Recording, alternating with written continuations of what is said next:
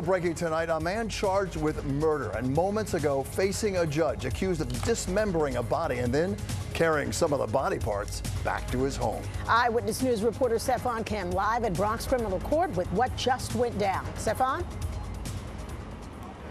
Well, Sandra and Bill, Tuesday, cops found a torso and arms in a Bronx apartment. Yesterday, they found the victim's head and legs inside a freezer in an apartment in Harlem. Today, police arrested the man who lives there.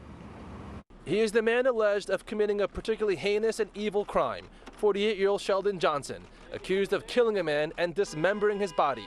But Johnson says they have the wrong man. I'm innocent. The victim, 44-year-old Colin Small. Tuesday night, police found his torso and arms inside his apartment in the High Bridge section of the Bronx after the super called cops. Orlando Medina says a tenant called him around 1 a.m. Someone was pleading for their life.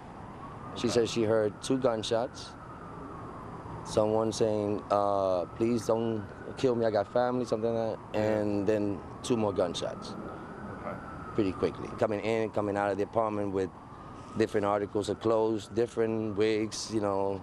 So it's weird. Everything was observed by the surveillance cameras. Right. All those things are, those things I saw. Prosecutors allege at one point he was seen on video leaving the victim's apartment wearing the victim's clothing.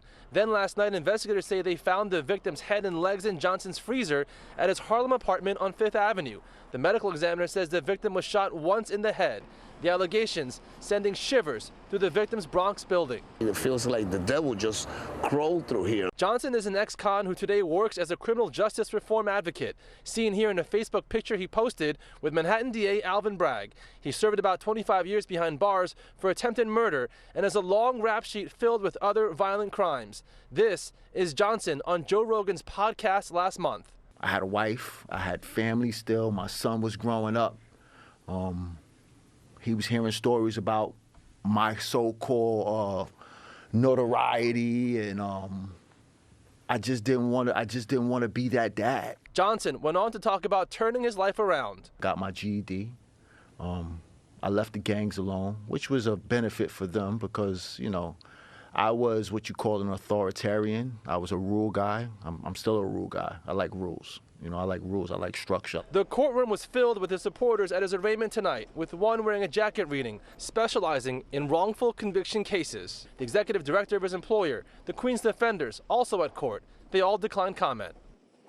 Now, Johnson nodded confidently at his supporters as he entered the courtroom. He's been charged with murder, manslaughter, and criminal possession of a weapon. The judge remanded him. He's due back in court on Monday.